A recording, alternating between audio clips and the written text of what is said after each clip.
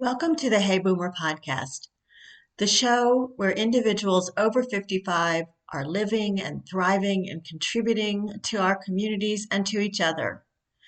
My guest today is Helen Dennis. Helen is a well-respected expert in aging and the new retirement.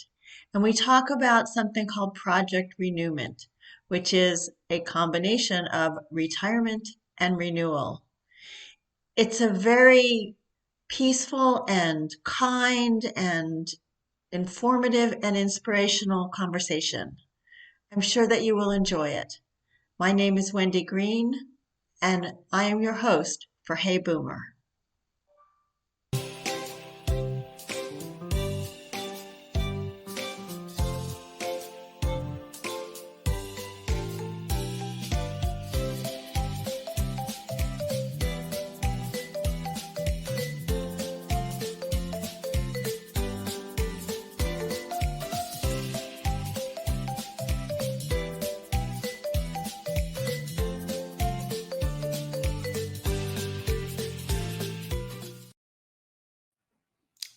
Hello, Hey Boomer listeners. Hope everybody is having a lovely day. Here in South Carolina, it is a little cool but sunny, and it is afternoon, whereas our guest out in California is still waking into the morning hours. So, as many of you know, Hey Boomer was started when I was involuntarily retired from my last job due to the COVID-19 shutdowns. And I knew I wasn't ready to be retired. And so with a little courage and a little resilience, I did my first Hey Boomer Facebook Live on April 13th a year ago. But when you think about what we now call retirement, although we're trying to figure out a better word for it, there are a lot of issues to think about. And what our retirement will look like will very likely be very different than what our parents' retirement looked like, because chances are we're going to live another 20, 30 years beyond what our parents lived in retirement. So learning how to live productive, meaningful lives into our elder years is all about redefining what we are now calling retirement. But isn't that what the boomer generation has always done? We've always kind of redefined our lives and our generation. In our conversation today with Helen Dennis, we're going to talk about Project Renewment Groups, Renewment Roundtables, and these are not your typical support groups. These groups are for career women who are looking to have deep, meaningful conversations on a wide variety of topics. Topics like aging, living alone, caring for our parents, caring for adult children sometimes who come back home, earning a living, finding purpose in life.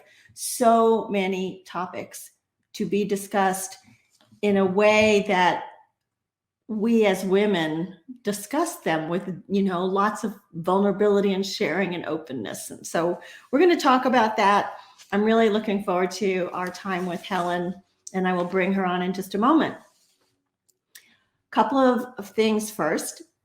I want to thank Thelma Reese for her $75 sponsorship on Buy Me a Cup of Coffee. So for $75, when you do that, you get to have a call out as a sponsor. And if you recall, Thelma was a guest on our show back in January, and she's the one who wrote the book, How Seniors Are Saving the World. I hope you all have had a chance to pick up a copy of that book. It's inspiring. It will give you so many ideas about things that you can do and other ways to get involved to really make a difference in the world, which is really what we are all about. She also has a website called elderchicks.com. It's a fun place to have conversations, share your wisdom, learn from others. You can subscribe by going to elderchicks.com and you will get on her email list, and you can see who's talking and respond or create your own topics. So thank you, Thelma, for your generous sponsorship of what we're doing here on Hey Boomer. The Hey Boomer Spring event is open and registrations have started coming in. We are going forest bathing, which is a mindfulness walk in the woods. And the date for that is May the 4th. We're going from 12:30 to 3:30 at the Foothills Equestrian Nature Center in Tryon, North Carolina. So I hope you will all sign up for that. We are going to be led by Angie Stiegel, who was also one of our guests, and you will get a copy of Angie's book. You're going to get some Hey Boomer swag.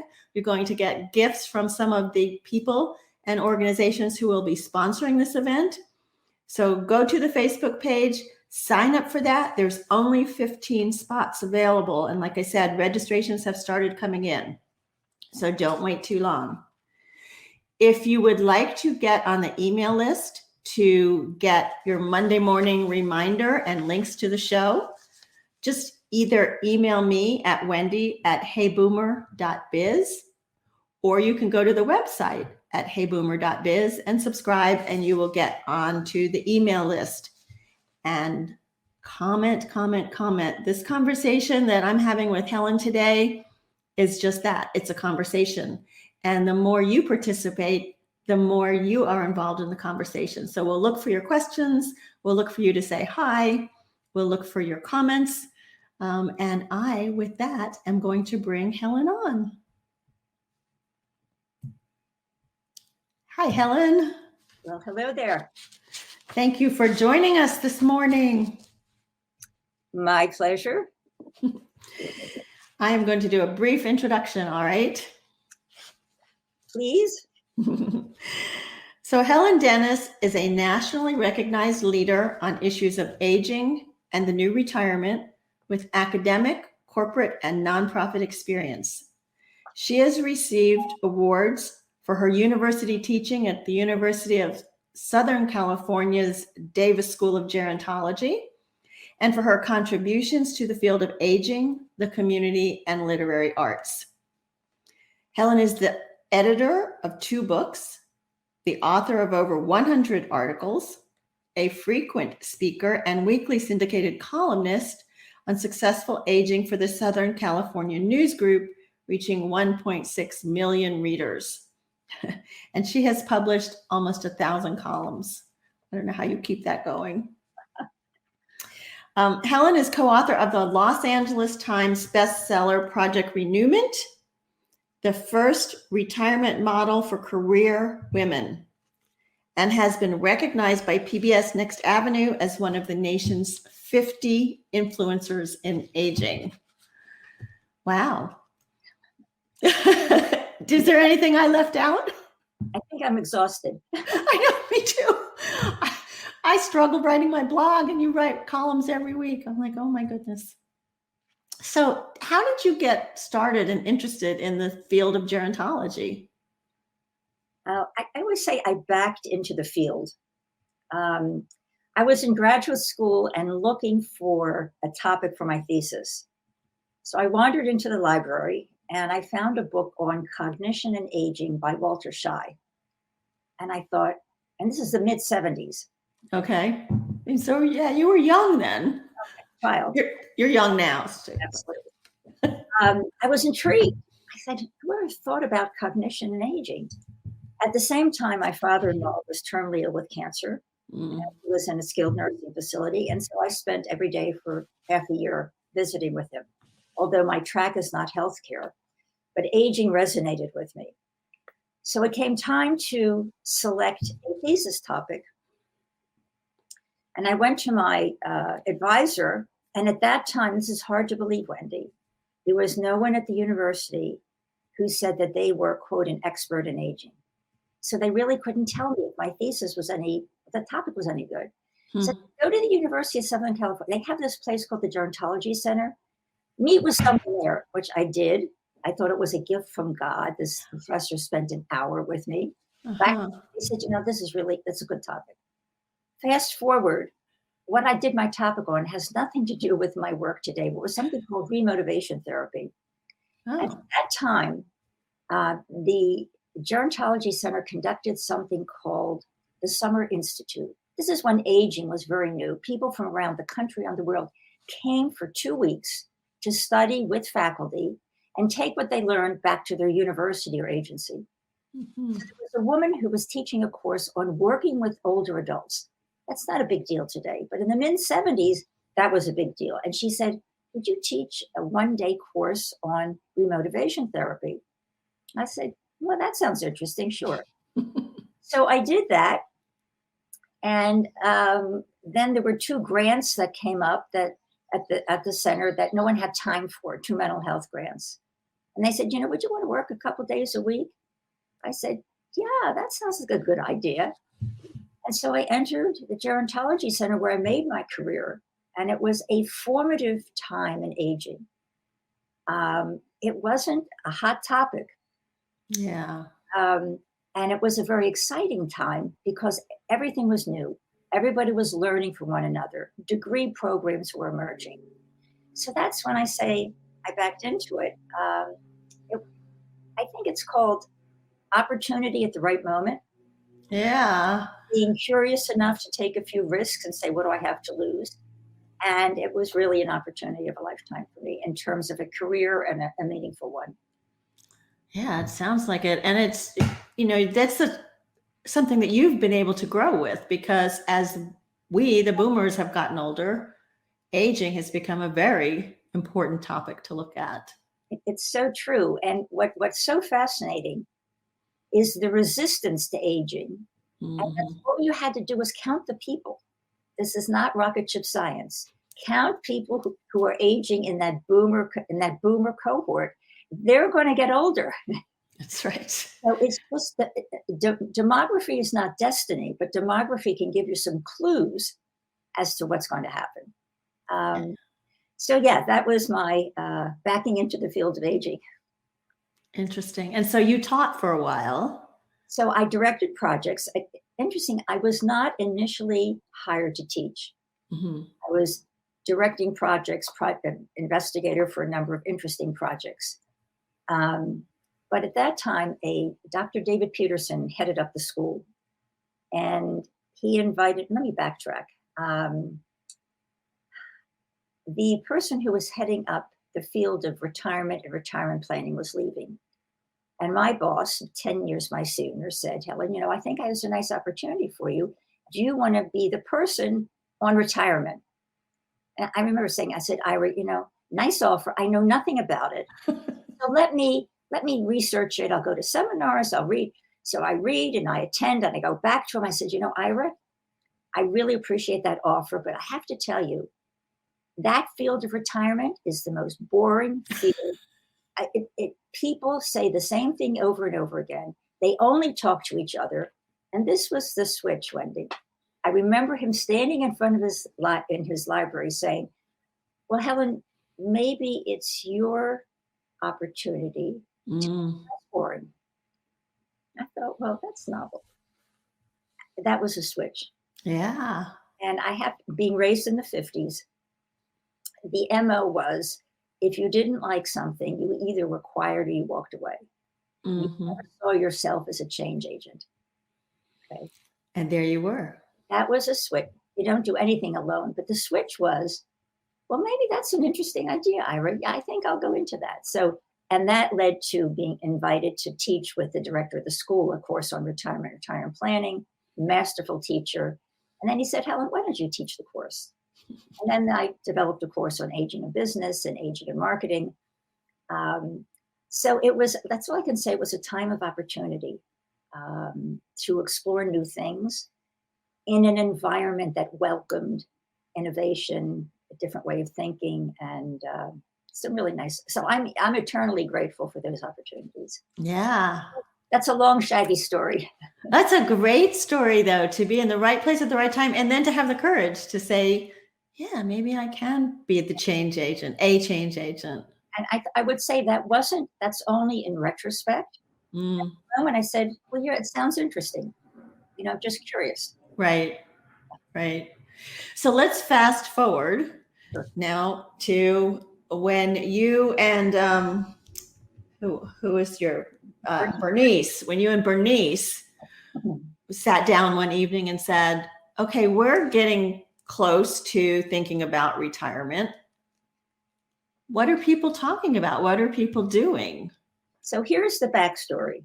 I get a phone call from Bernice, who is, in addition to being a marriage and family counselor, was executive director of 2 thriving nonprofits.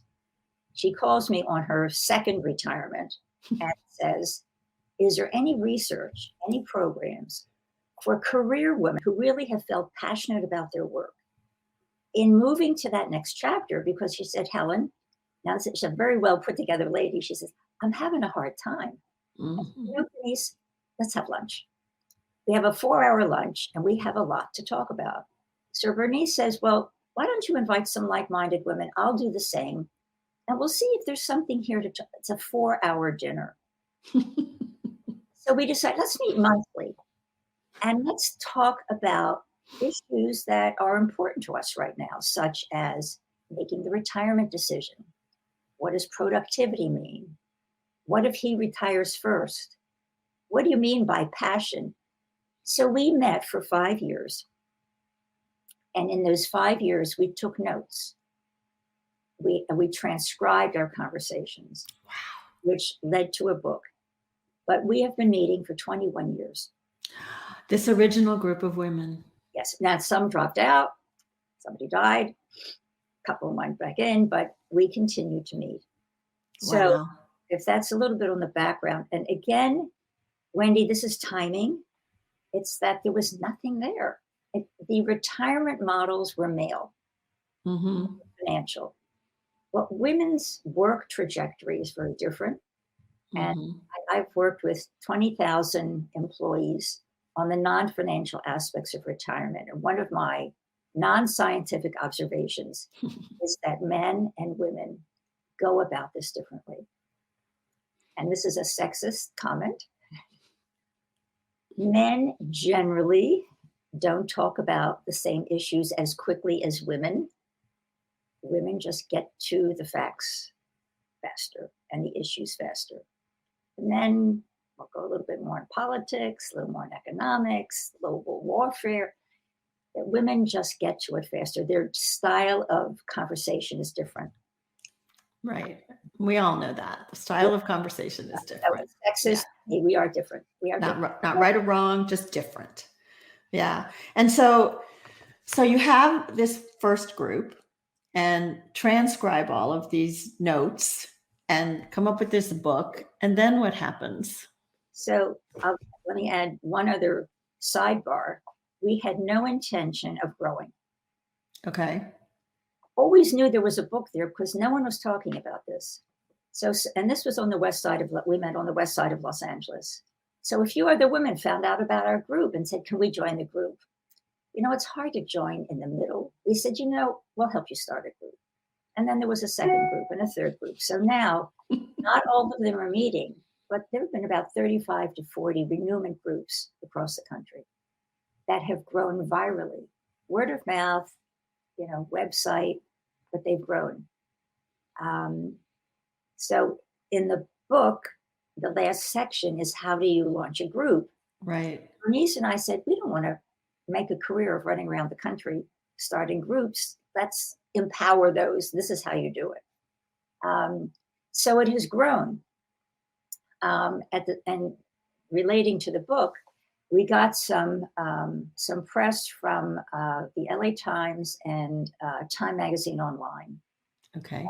The CEO of Scribner, which is a sub of Simon & Schuster, read this article, called the journalist, found us and said, we'd like you to write a book. Okay, we can do that. But the good part was we had 5 years of conversational content, which made it relevant, down to earth. It was, so the research is important, the experience, but this is what happened, the 5 year. So we could extrapolate a lot of what the women were thinking and saying and put that into the book. And that ended up into 38 essays. And each one of those topics is a topic that we talked about. Yeah. And I loved the way you did that, because almost every topic, I can't say every topic, but almost every topic that I read, I was like, oh yeah, I'm thinking that, I'm feeling that, it was so relevant. And I think that's the point, because it was based on what was our concern, what was our opportunity. And I think the book is not brand new. No, this was, when did you, 1999 or something? The original came out in 08. 08. Paperback came out in 13. But when I start to reread it, I say, it's really relevant. The only clue that it's really age related is that there's one drawing of a regular telephone on a cell phone. I said, that's a giveaway. Here's some data. But the issues, they're life issues. They are life issues. So I was going to ask you about a couple of the topics, right? So there's one that's called, what is productivity anyway? And then there's another one about, is busy better? So, I looked at my life and I said, well, we're always busy. I mean, we can easily fill up time, and we've generally been very productive. So, how do the women, do they give you pros and cons? Do you solve these problems, answer these questions in the groups? How does this work? I mean, one of the good things about the conversations is that's what we talk about. So let's go to productivity. I think this is an awareness, because if you're working, whether you're an employee or you're working for yourself, there is an expectation. Well, let's say as an employee, there are expectations for your work. There's objectives you have to qualify for, and then you get rewarded. You get maybe pay. You get a window by the ocean, maybe. A choice office. You're included in high level, so you get rewarded. Okay, so that's external. Your productivity is judged externally.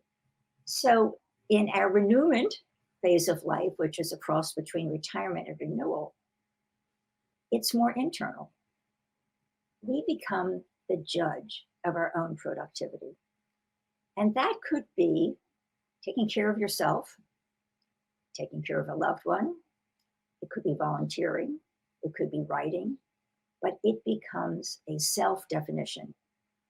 And that's a fight, because society judges productivity externally. What have you done? What have you produced? What change? So it is a reframing of productivity. What's fighting against us is a little bit of the Puritan ethic. To waste time is sinful. You have to have busy hands. Productivity is a very high value. Are you contributing to the GDP? So it's really a mind shift. And that's not to say productivity in the external way is not important, but it becomes more self-defined. It's a shift. So I don't know if that addresses the change. Yeah, I think, and that is an interesting perspective, to realize that you have to recognize it internally. And I think it's the same with being busy. Is busy better? That also is, as you said, that Puritan ethic, the, busy hands, busy mind, or whatever that saying was, right? Idle hands, idle mind. Yeah. And I certainly find myself getting caught up in busyness. And some people say that the art of doing nothing. What a horrible thought. The art of doing, pandemic has created the art of doing nothing. Right? So again, we're programmed to look at our calendar. We have all these appointments, and somehow we translate that to being important, right? That's important. We do. Whole calendar. So again, I would say it's a mind shift. It's busy at doing what? They say bees are busy. Bees are busy. Yeah. Are we busy at meaningful activities? And I think all of this requires a stepping back to say, so what am I busy about? Are they really important to me? And I think life stage comes into this, which is, all right, if I'm lucky, I'm 65. If I'm lucky, if you look at the stats, on average, you've got 20 years ahead of you. Mm-hmm. So we have limited time. And I think also the pandemic has brought this out, Yeah. number of deaths. So what's really important? So let's go over the calendar. So how many nonprofits do I want to be involved in? So how many boards do I really feel I'm making a difference or it's important to me?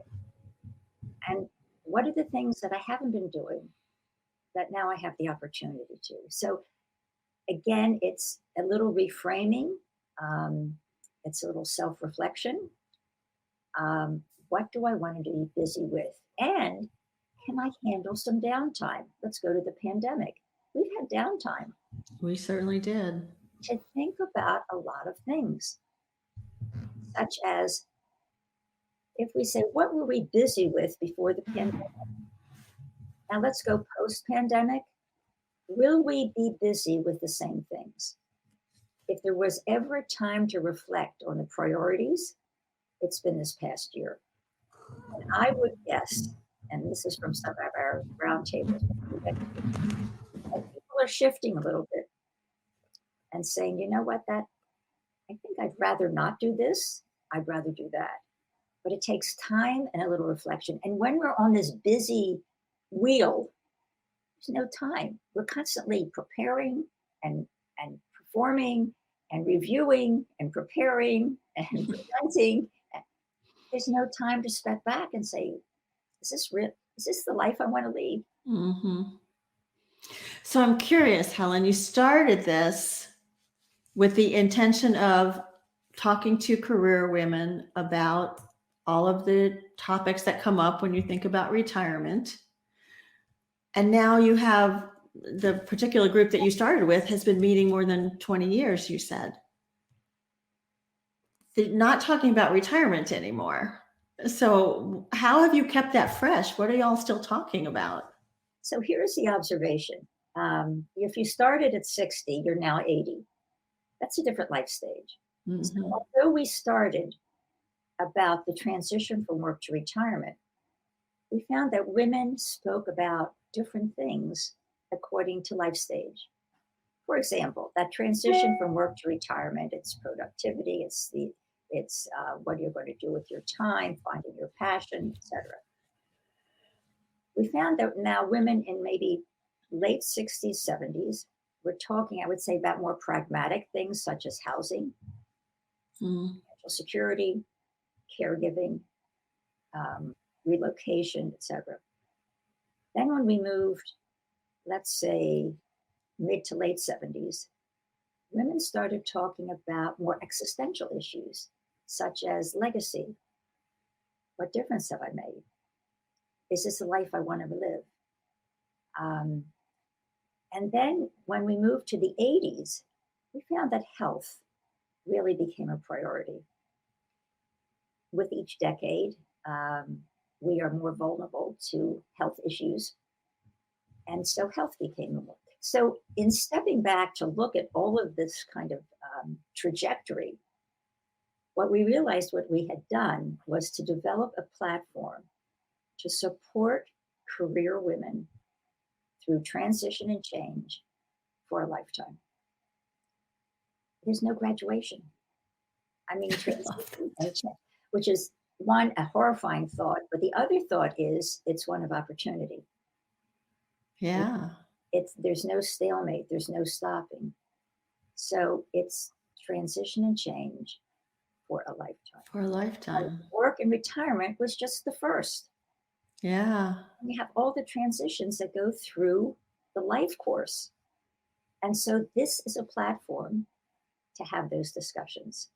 And as you mentioned, it's supportive. This is not a traditional support group. Right. Women essentially come from what I say a position of strength.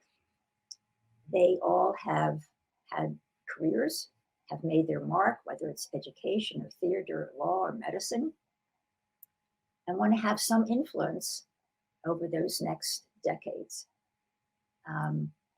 And the other thing that has occurred, and again, these are called the unintended consequences, we inadvertently have created small, enduring communities of women who are there for each other. Although this was not the original intention, they are there for each other. Whether it is getting a ride for a colonoscopy, or sharing in a birthday. And I'll tell you a short story. There was a woman we lost who died of brain cancer, fabulous woman. And visiting with her towards the end, she had many friends. She said, Ellen, you know, I have a lot of friends, but you know who I wanted with me right now? My renewment women, my heart. So deep, meaningful friendships have occurred. Again, the intention was join the renewment group and make a best friend. But because there's a certain like-mindedness, and one other piece, I've often asked myself, so what keeps these women together? Yeah. I mean, and again, it's an observation. These women are not satisfied with the status quo for themselves or their communities. So growth and change is just part of their DNA. And I think that's what kept these women connected, that you found your soulmate. You didn't have to say a lot. You know you're being understood. Yeah. It sounds a lot like what we want to do with Hey Boomer, to build these friendships, build this community, be change agents. Yeah. And I want to emphasize the importance of community today. I think it's so important.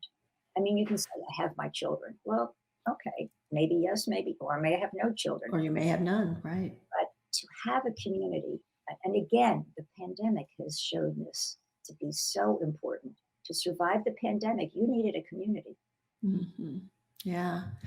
So I would encourage, build the community. Yeah. So I would imagine that your Project Renewment groups that you were meeting in person have changed during the pandemic, and then you came up with these renewment roundtables. So can you talk about that a little bit? So again, this was, let's take a chance. So Bernice and I chatted. I said, you know, women aren't meeting. So let's make up something. We call the Renewment Roundtables. And we have a database, and we'll send out an invitation and say there are 15 seats around the round table. First come, first serve. And this is the kind of thing we'll talk about. But we had a waiting list. So we started group 2. And then we had a waiting list. So we launched group 9 last week. Wow. And again, we haven't screened anyone. Sometimes maybe 15 will sign up, maybe 12 will stay. It's a self-selection. But there hasn't been one woman who hasn't fit beautifully. And if it's not what someone wants, someone said to me, this Zoom thing, I just can't connect. That's fine. So if you drop out, that's fine. So a bit of a self-selection. And so it seems to continue to grow. And this is what I say, be careful what you ask for, because you might get it. I know, because you and Bernice are doing this completely gratis. There's no charge. There is no charge. Of course, my accountant thinks this is crazy. We did ask for the first time for some donation, because we do have overhead, and Bernice and I have been funding this for 20 years because we think it's important. It is important. We'll see if we will refine our ask for donations a little bit more strategically. Yeah. So you have a new website, this renewment.org website. Yes. I would encourage everybody to go and look at what's going on there. And in the book, you really do outline how to go about creating a Project Renewment group, what to do at the first meeting, the second meeting, some of the topics to talk about. You make it pretty simple. So how you say there's 30 something, I would venture to guess, Helen, there's more than that. And you just don't know about them. I think you're right. I'll share a quick experience. I did a seminar series for soon to retire rabbis. Okay. An interesting niche. Okay. Right. And so about half the rabbis were male. A male rabbi introduces, it's a self introduction. Male rabbi introduces himself, and then his wife, and this is in Florida, introduces herself. She says, "Hello, my name is XYZ, and I'm part of Renewment." I said, "You're what?" This is all virtual. I said, "We talk." I said, "Where do you live?" So, to your point, we don't know how many groups there are. I discovered there was a church-based group, a group in Chicago that's been meeting for 3 years. So when someone starts a group, we know about it. We say, "Please let us know because we do have a database. We'd love to include you." So your point is well taken. We really don't know. You really don't know. I know. Do you need any kind of special training to be a facilitator if you're going to try and start one of these groups? Again, I think it's self-selection. If Mhm. someone has no idea what to do with a group, they likely won't start one. So, in fact, we had one woman from Tennessee who just retired from a high tech company who said she started her own virtual renewment group. Mhm. So, we don't know how this expands. But I think it says there is a need for conversation and exactly what you're doing, Wendy. We need to talk to each other, Mhm. particularly during this environment. The challenges and the opportunities are there, but we need to talk to each other. We need to listen to each other, both on a very local level, a state level, and go to a national level. The conversations, I think, are key. Yeah. Yeah. And I think some of the topics that you talk about in here, death and dying, caring for aging parents, those kinds of things can be really difficult. And so you have to set up a very safe space when these women first come together. So you have certain parameters that you try and get people to agree to. Very much so, and that is the confidential. It's what happens in Las Vegas stays in Las Vegas. Right. Okay, that's rule number one.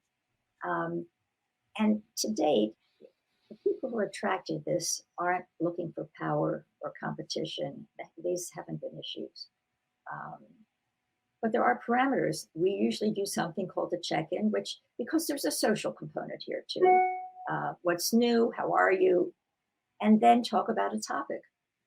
And sometimes we choose a topic before the next meeting. Um, Sometimes we let people know via email. And it's flexible enough that if we select a topic and we get to the meeting and say, we don't want to talk about that, and that's fine. We'll go to another one. Um, so typically the face-to-face meetings are taking place in someone's home. Mm-hmm. And we usually eat well. It's usually over lunch or dinner, but usually the groups, everyone likes good food. So and we literally break bread together. Nice. Uptime wine too.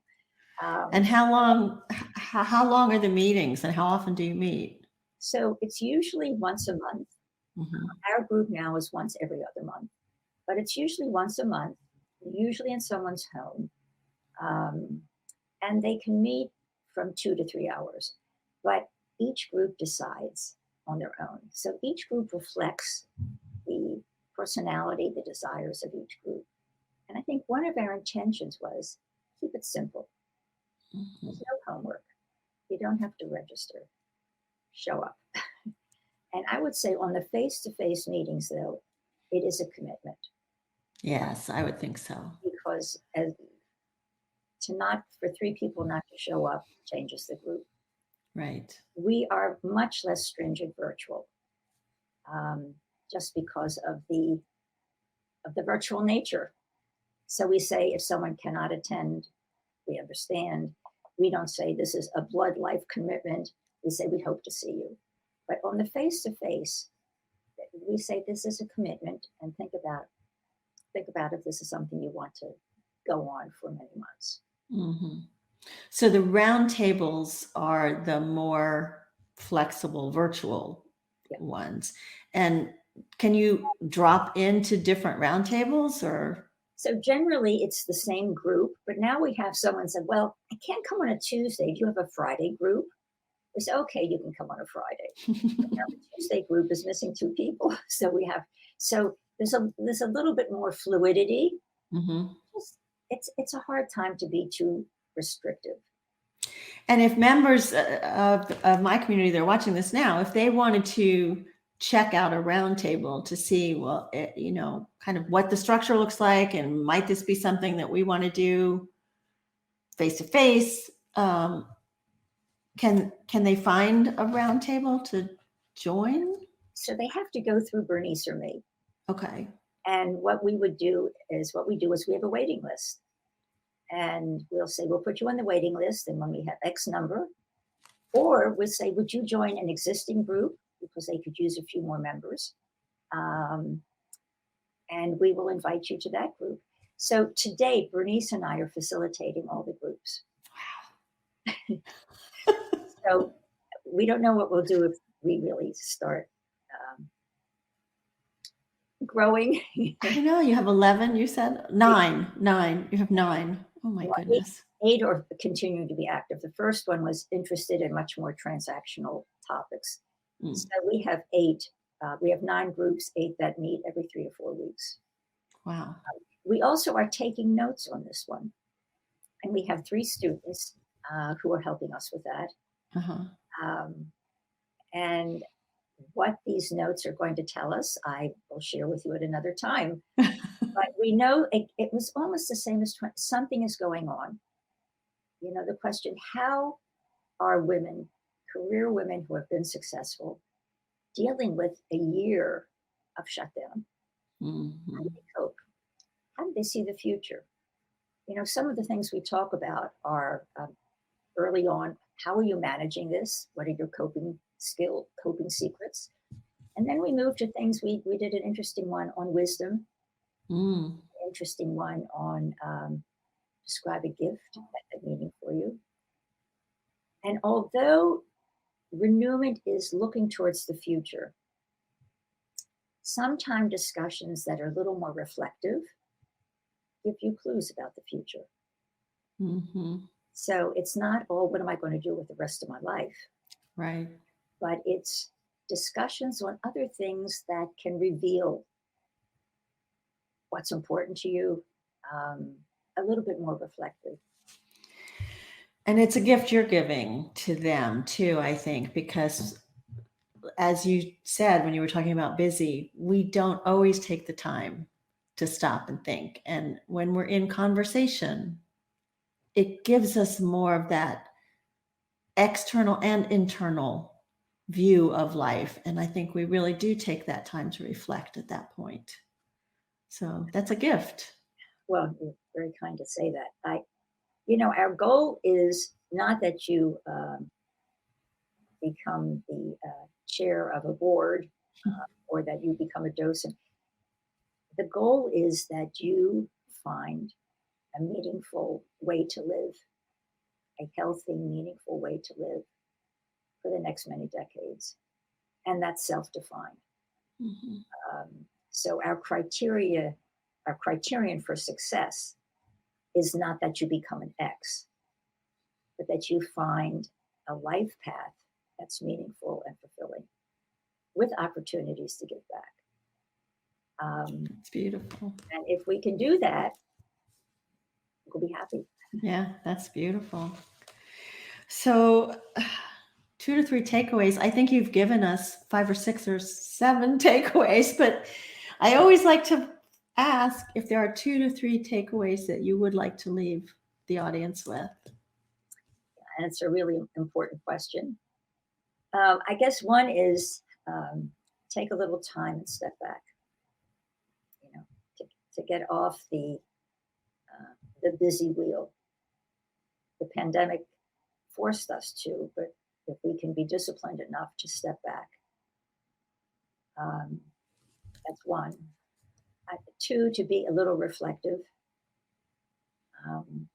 3, be curious. 4, take a risk. And I guess 5,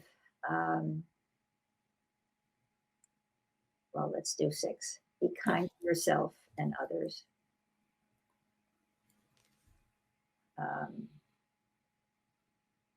And this sounds like a strange one, and really make the world a better place. Absolutely with you on that. That is an opportunity and a responsibility. Make the world a little better than when we entered it, Yes. however we define that. So, a few messages. I love that. Thank you. Thank you, Helen.